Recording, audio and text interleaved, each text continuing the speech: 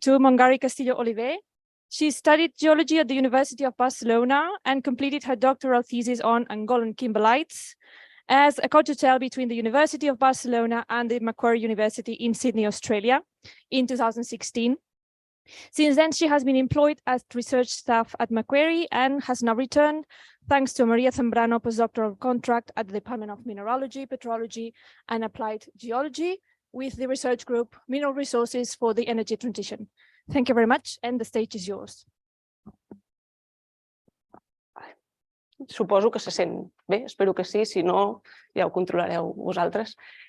Bueno, parlo en català, són 2 segons en català i després tot en anglès, però és que primer per dir que em fa molta il·lusió tornar a ser aquí i fer una xerrada a la UB després de 9 anys vivint a Austràlia, vull dir que té certa tela la cosa i que em presenti la Cris, que havíem sigut amigues de tota la vida, però és molt guai.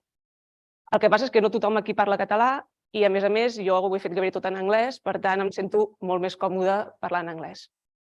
Així que s'ha acabat el català, anem a l'anglès. So, yeah, as Chris was saying, today we are going to be talking about the carbon of the deep earth, and we are going to try to see what information we can get from kimberlitic carbonates. We will divide this talk into probably 3 different sections. The first one is going to be kind of an introduction to the topic and presenting the method that we use to constrain the composition of the carbonates and how can this affect the deep mantle. Then the second part will be a case study that we did, which I think is a really good example of how this approach can provide really interesting information about the genesis of the carbonates. And in the end, we're going to try to see just a glimpse of how things are going to move from now on, let's say, in a world scale, let's say, like how can we integrate this specific case of a kimberlite in one place to the rest of the world. So let's start with the carbon cycle. I'm sure that all of you know what the carbon cycle is, and I don't really think that it needs much explanation. But it's really important that we have a good track on that because it's essential to produce and, of course, to maintain a habitable planet. And the problem is that up until now, especially for people who are not necessarily geologists, it's been mainly focused on what we call the surface carbon. So all the carbon that's related to, let's say, how we trap the CO2 from the atmosphere to the plants through photosynthesis, how these are transferred to animals when they eat them, when they die, they get buried, and all this kind of surface cycle is well understood. The problem comes when we try to look at the deep cycle of the carbon. And this deep cycle, basically what involves, it's all this carbon transfer from, let's say, the deep earth, the interior, to the surface and back again. And we do that using different means. So like we can see some arc volcanoes or mid-ocean ridges in ocean island basalts, continental reefs. These are all ways of degassing the earth and bringing the carbon up to the surface. But then, of course, there is the other side, and that's when we are recycling back all the carbon into the mantle. The problem is, as I said before, that we have all this surface carbon well understood, but when it comes to the deep carbon cycle, there are very few publications, and there are even less about the evolution of this carbon through time. Another really good way to track this is by using carbon isotopic composition, because we know that there are few processes that can fractionate carbon and then can help us to understand which might be the source of the carbon that we are studying. So we can see that carbonates, marine carbonates, are typically having much heavier carbon isotopic compositions, where organic carbon tends to bring significantly a depletion on this carbon-13. What happens is that this is a cycle that it's completely changing, right? So we have some changing on the surface that can actually impact what's happening underneath, and also the other way around.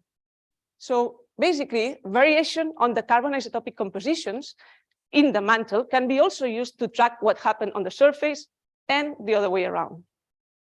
This would be the main idea on why do we need to study the carbon cycle and how can we do it. Of course, we're not the first ones thinking about it, and like there's already some work done using diamonds. Diamonds, as you know, it's the main mineral phase of carbon in the mantle, so we could study the isotopic composition of diamond to see what's happening. And this isn't something that has been done for a while for now, and it's quite interesting because if we look at what they call periotitic diamonds, which are diamonds that are thought to be formed in peridotites, they tend to have a very restricted composition, like more or less around -5 per mil, but with slight variation. The problem comes when we are actually looking at another type of diamonds, which are the eclogitic ones. These ones are thought to be remnants of crustal material that has been subducted into the mantle, and they typically yield much more negative values. So what's going on here? There's clearly an influence of all this into the carbon cycle.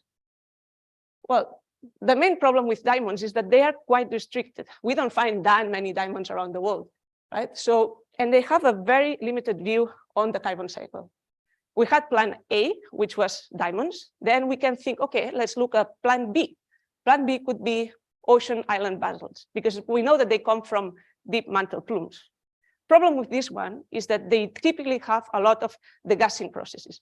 And degassing is a process that can clearly fractionate a lot of like CO2.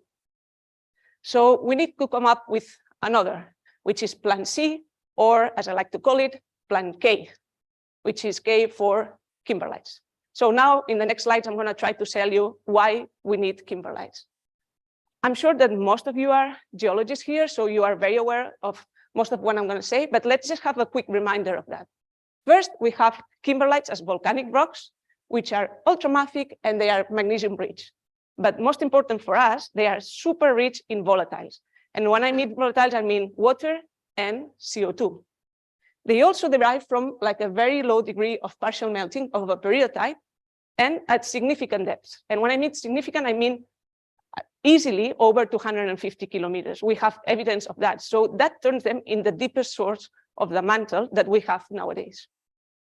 Problem with Kimberlites is that they include a wide variety of rocks and textures. Here you can see the typical diagram made by Mitchell that has been updated recently when we are using different names to call the different phases.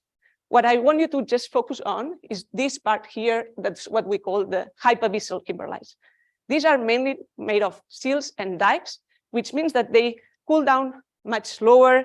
They don't undergo so much degassing, and they are usually way less altered than any other type of rocks.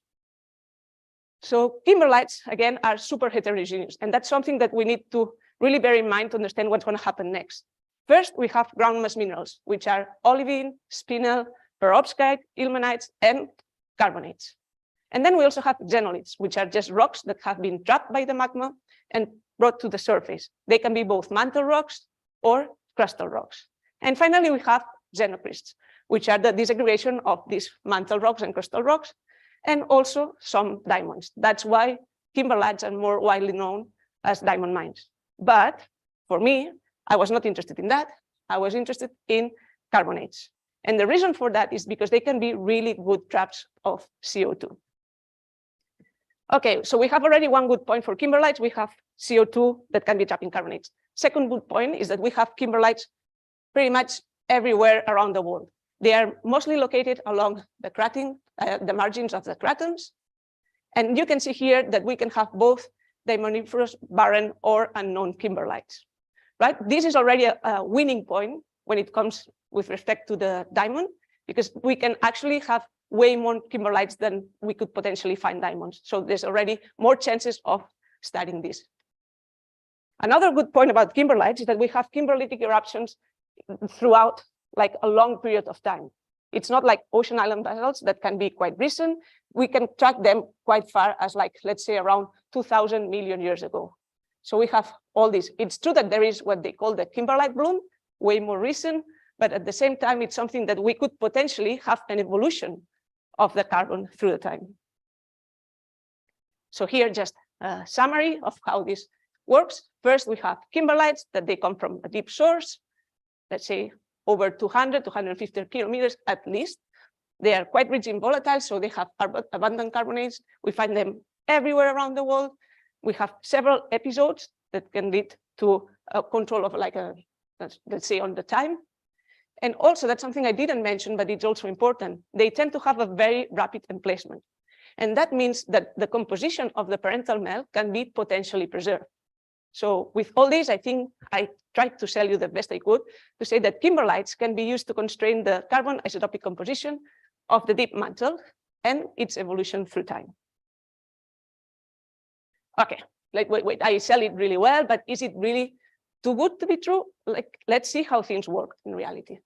This is a diagram, and these arrows are just kind of examples. It doesn't work necessarily as a straight line on this way or this way, but let's say that's the general trend of fractionation when it comes to carbon and oxygen isotopes.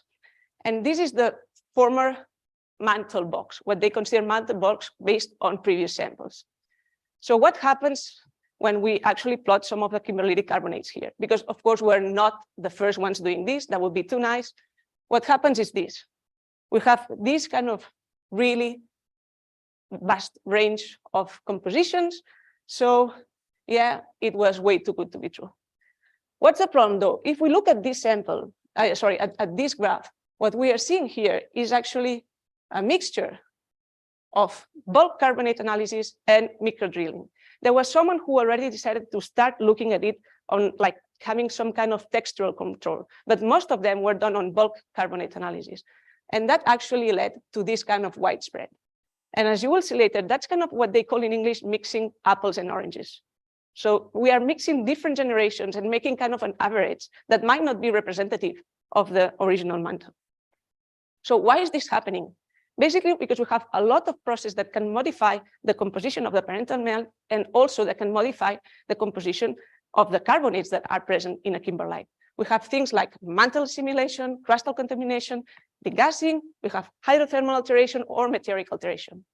And what this means is that in the end, trying to find the composition of the primary kimberlitic melts and the volatile contents, it's kind of the $1 million question. It's actually quite hard. And the biggest question is like, okay, how do we distinguish primary versus secondary carbonates? So here, the key point is, let's try to find the right sample. As if you remember before, I was talking about the hypabyssal kimberlites, which are the ones that are formed in sills and dikes. These are the ones that are most likely to be fresh and show less alteration. So let's try to look for this one. And let's finish this first part of the talk by just trying to present how was the method that I used for this. Well, I shouldn't say to be honest. This was a teamwork. There was a lot of people involved in this, and many people contribute to different stages on this project. So how did we do it? So first was sample preparation, basic things, careful sample selection, and we mainly studied thin sections, just to make sure that we could properly characterize the different carbonate generations.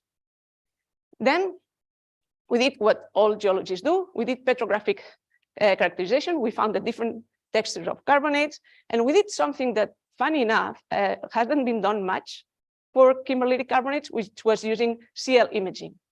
Actually, these carbonates, they have a pretty different response to cathodoluminescence. So we could very quickly distinguish the different generations just based on this kind of imaging.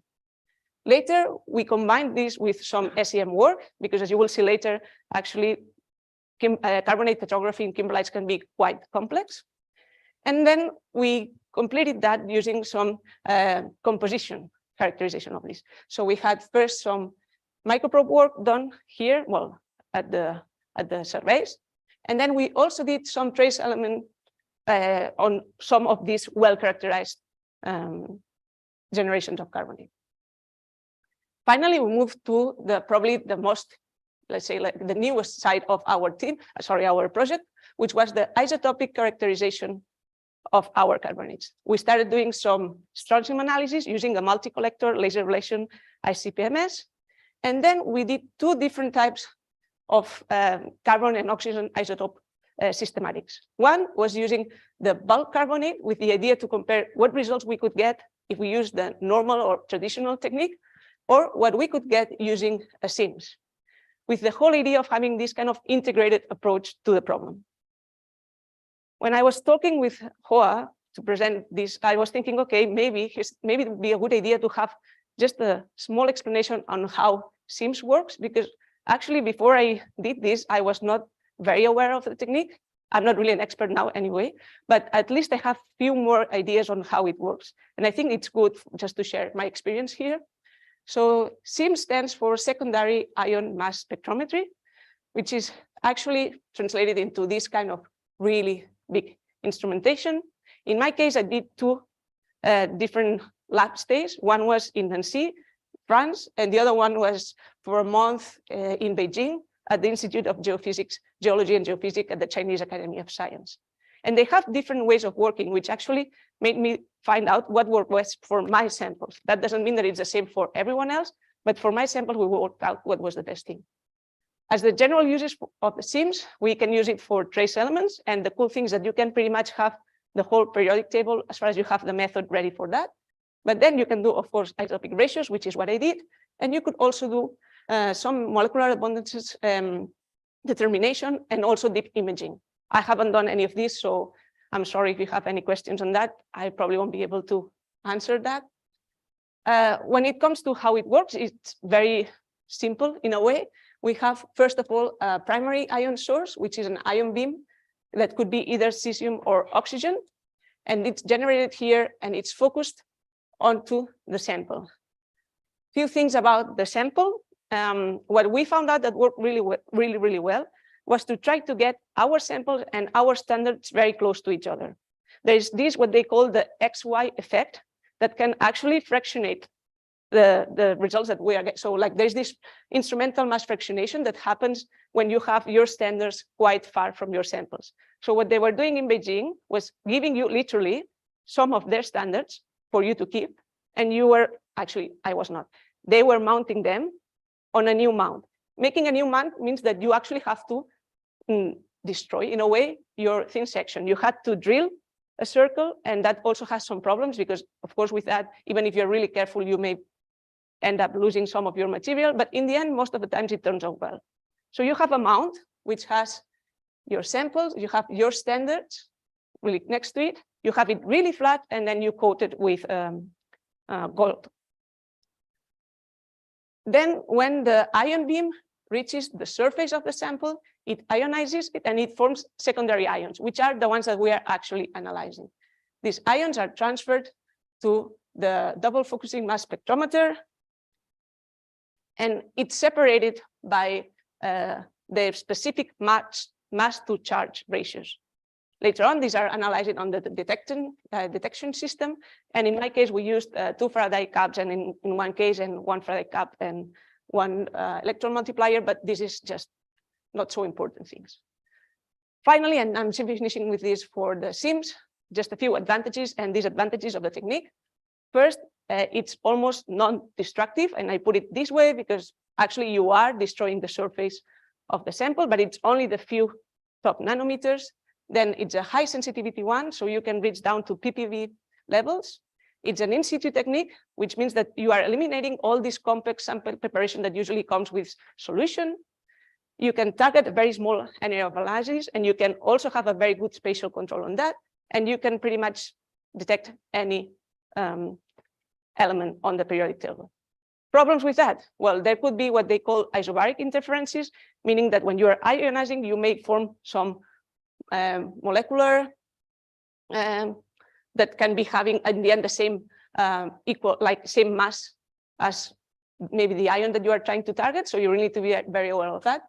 You have to have a very well determined standard. They have to be really matching your sample. So like even small variations on contents, for instance, in my case, I was very lucky to have a carbonate standard that had the same composition in terms of strontium than my sample, because otherwise this would have been really concerning. There is not well understood how much small changes in the compositions may affect later on the results that you are getting. And also it's quite expensive. In my case, this didn't affect because luckily that was part of a funding that the principal investigator of the project, who was Andrea Giuliani, got from a Europlanet fund. And the other one was kind of an agreement between labs, so everything turned out well. But just to be aware that this is not cheap. Okay, so let's come back to the more science things and interesting. What we're going to be doing here is to characterize the different generations of carbonates from Kimberlites worldwide. And we are going to combine detailed petrography with in situ analysis. We are trying to determine the origin of these carbonates and see what are the implications for the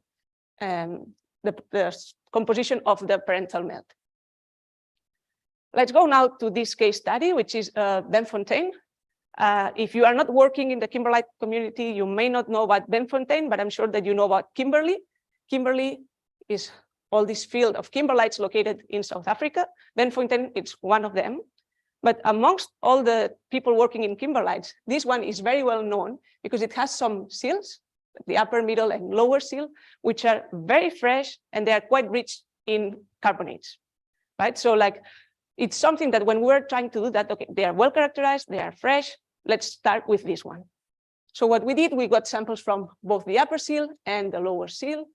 And here we got some samples, particular ones from the lower sill, which have what it's been often called as diapirs. We wanted to know a bit more about the origin of this because there was a bit of controversy of how did they form, what kind of carbonates did we have at the beginning. Just some petrographic images on this. We had first petrography of the upper sill. You can see that in the upper sill, we have carbonate that occurs as calcite in the groundmass, interstitial to other typical groundmass phases of kimberlites, such as olivine, apatite, some spinels. We also had some perovskite, but it could also have some alteration to dolomite. And we also had some thin veins on this one.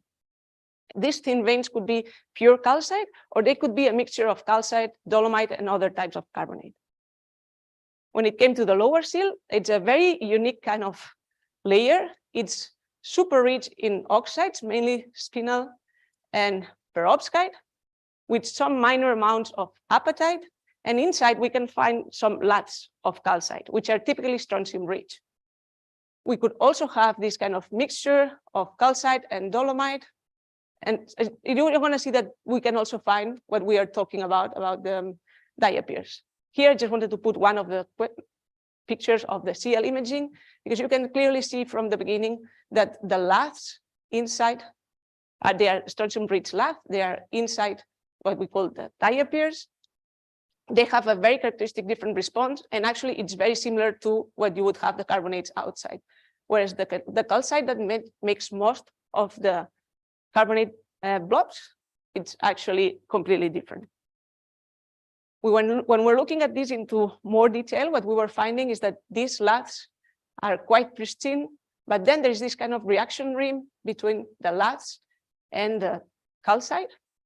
But we could also have a quite interesting and complex carbonate petrography. We could have ankerite, we also had dolomite, and we had even some kind of thin needles of rare earth rich carbonates.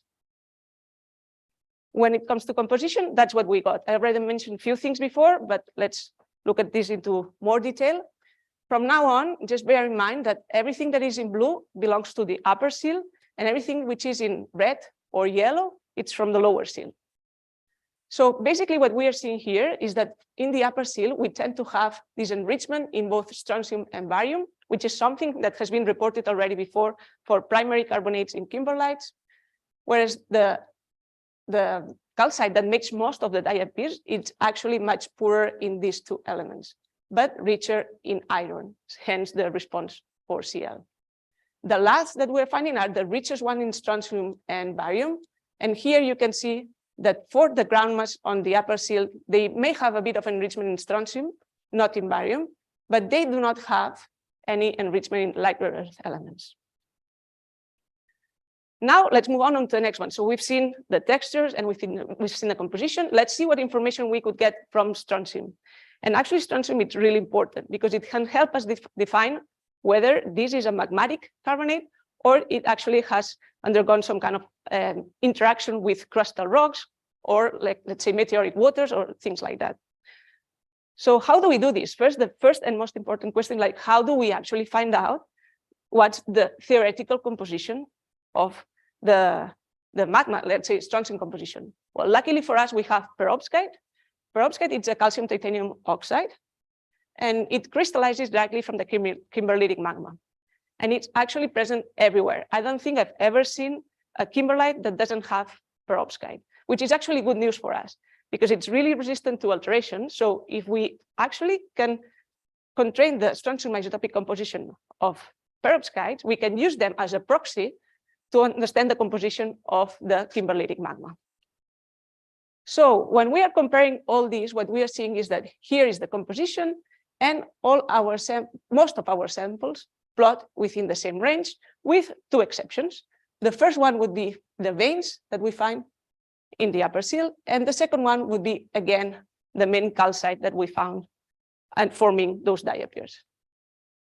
When we combine this with carbon and oxygen isotope analysis, we are seeing first a similar situation that we had before, confirming that these ones are probably magmatic primary carbonates, whereas like these ones, the ground mass on the upper seal, then probably have had some interaction with hydrothermal fluids, or they come from deuteric fluids.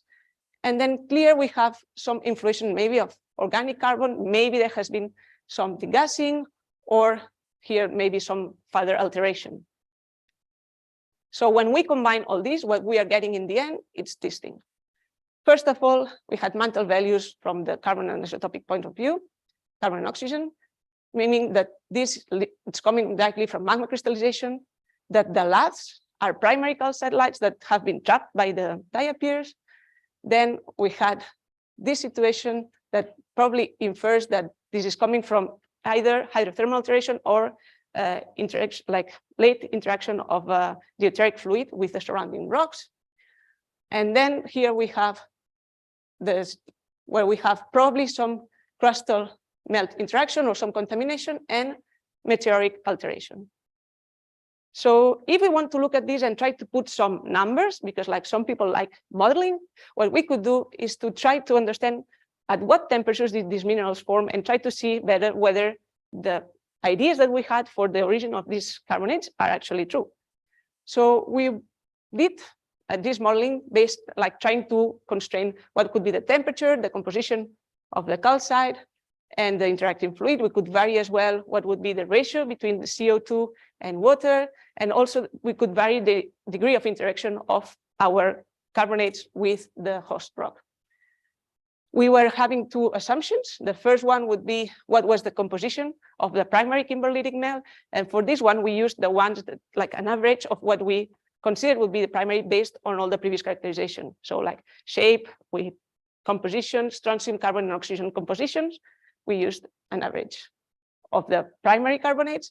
And for this one, we used what's been mostly well known for typical deuteric fluid composition. With that, we were trying to actually obtain or get an idea of the different fractionation processes that could lead to the formation of the carbonates. So we were considering, is it really crystallization from a deuteric or hydrothermal fluid? Is there an interaction of a magmatic calcite with some either hydrothermal or meteoric fluids, or is the interaction of residual melts with the surrounding rocks? This diagram is a bit scary, so I'll try to go through it slowly. Basically, what we are having here, we are plotting the composition both from delta 13 and delta 18. And for the first one, it's very simple. We already have many evidence that all these laths come from lath and ground mass minerals from the lower seal are derived from magmatic crystallization. When it comes to the ground mass from the upper seal, after a lot of modeling, we came to the conclusion that it's actually coming from deuteric fluids with low CO2 water ratio at a temperature around 200 to 300 degrees. We also inferred from these very low values of carbon and high oxygen and also radiogenic strontium that these are more likely, like the veins from the upper seal are more likely coming from meteoric alteration with some crustal contamination. But we still had the problem of what to do with these diapirs, right? How does this all fit?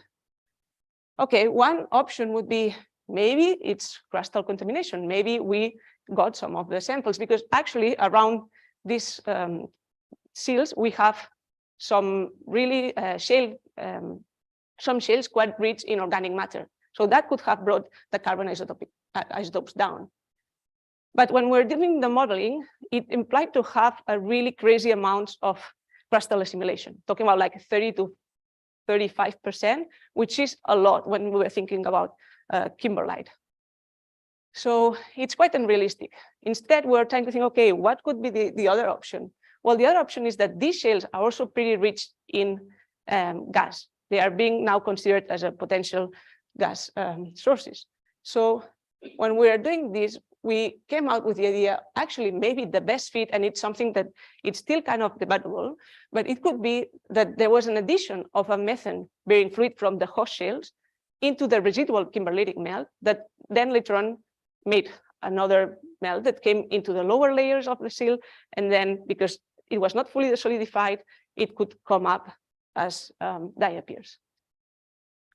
Okay, so let's just now move on to the last part of this talk, and let's see what happens, because so far we have one sample from down here, but what happens if we actually add more samples? So let's say samples from different cratons or different ages. We are trying to, remember, see what information we can get from the deep carbon cycle.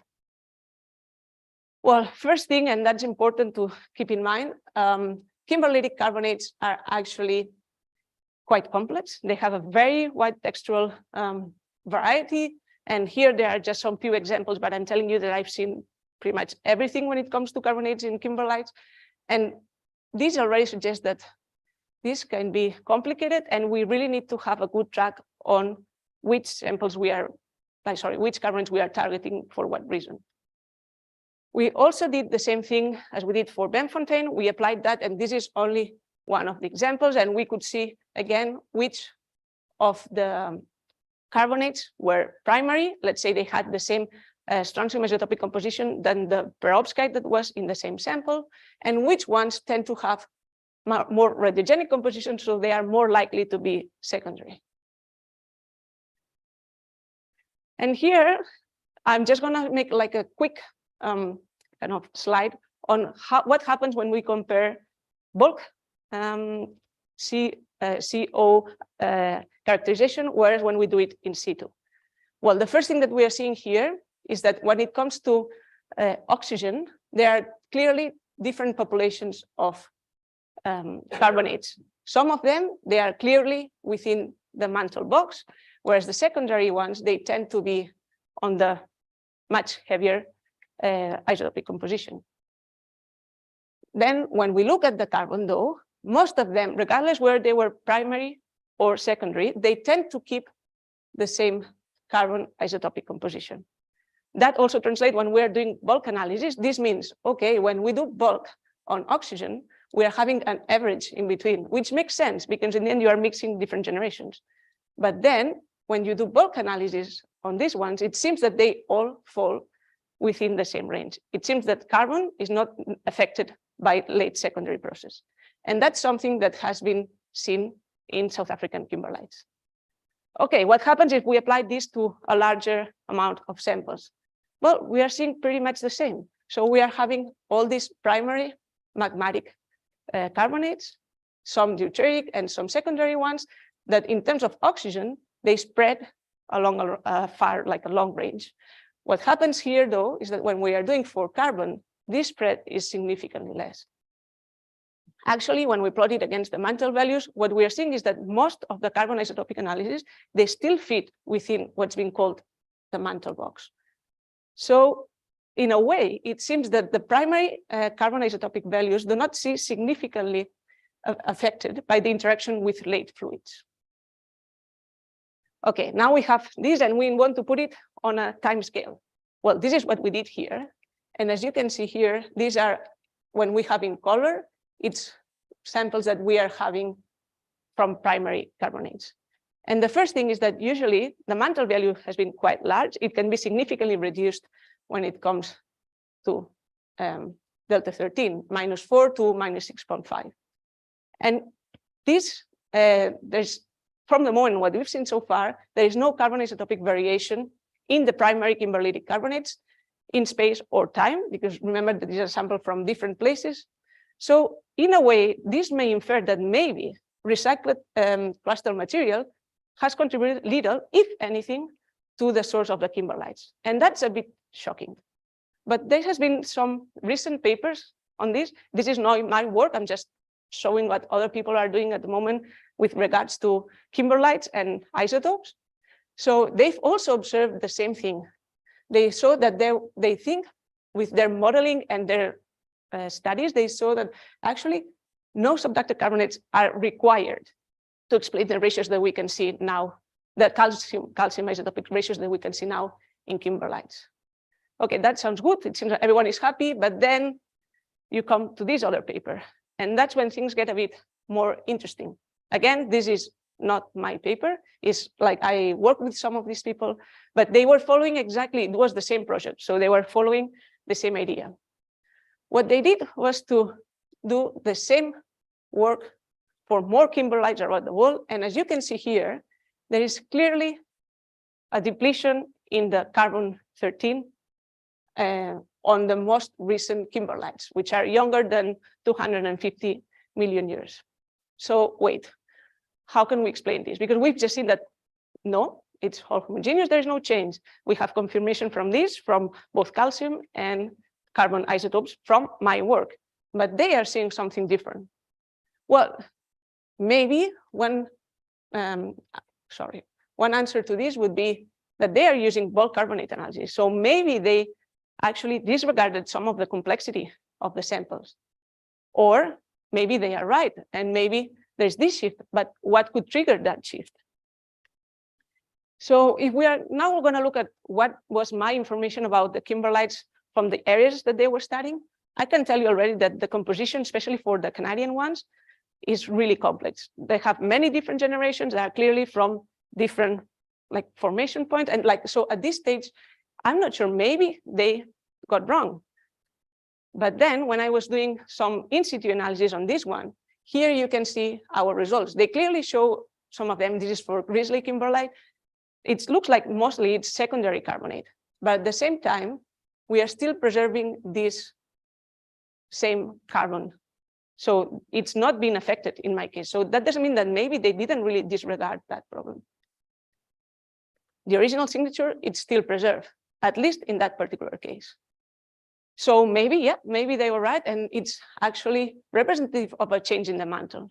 So what could have triggered this change?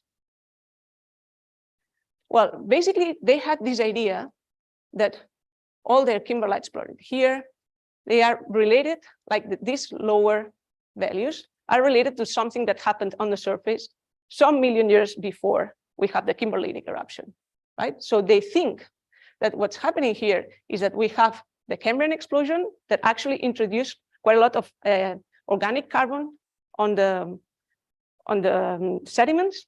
This, because Kimberlites can, like, subduction can go pretty deep, and Kimberlites can sample from really deep layers on the Earth. We may be looking actually at something that cannot be seen in any other type of rocks, which is that maybe in the deep part of the mantle, we are actually getting some pretty light carbon-13. So maybe the composition of the mantle has been modified by this subduction. So just to finish and just to make sure that we are all keeping few clear ideas on what's going on with Kimberlitic carbonates, what information we can get.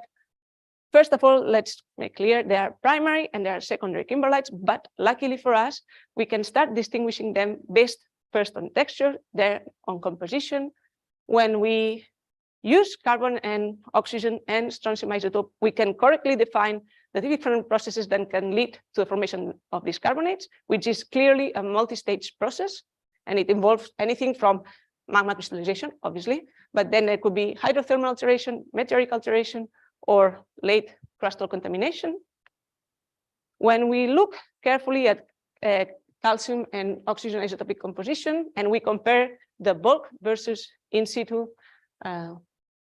analysis, what we are getting is like bulk oxygen analyses are clearly misleading. They definitely not represent the composition of the parental melt.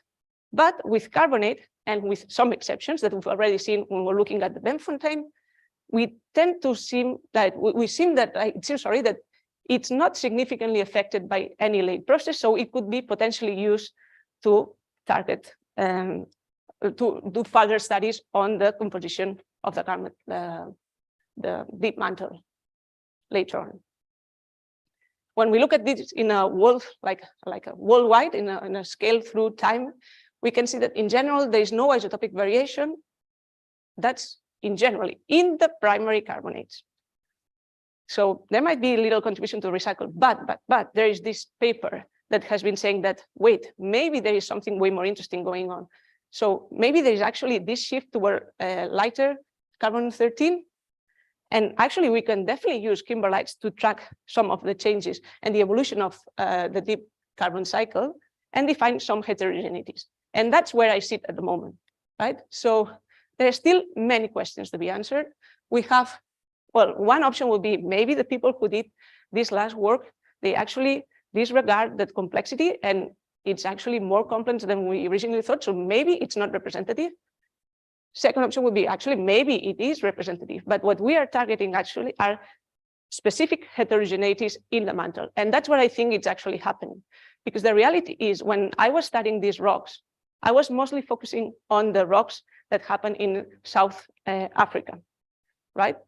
And when they were doing calcium isotope analysis and they confirmed that there was little influence of recycling carbon to the formation of the Kimberlites in South Africa, they were also working only on South African Kimberlites, whereas the other study involved Kimberlites all around the world. Some of them, they preserved the same carbon isotopic signature, some of them didn't, meaning that in the end, maybe this is actually a method that works, right? Maybe the idea of having to use carbonates to infer what could be the heterogeneities on the mantle, it's actually going to work.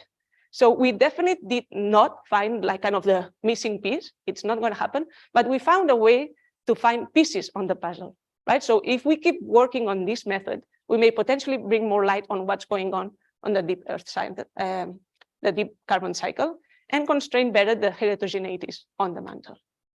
So just to finish, again, as I said before, this is not a work that has been done just by myself. There's a lot of people involved. Here you can see the authors that have contributed at some stage on this. Also people who are usually not named, which are all the technicians and everyone who makes it possible, and also the projects that funded this. Also, I just want to thank the research group that has been adopting me now for just a couple of months. Hope it's going to continue for a while. I'm very happy to be back. And finally, thanks everyone for being here and listening to me.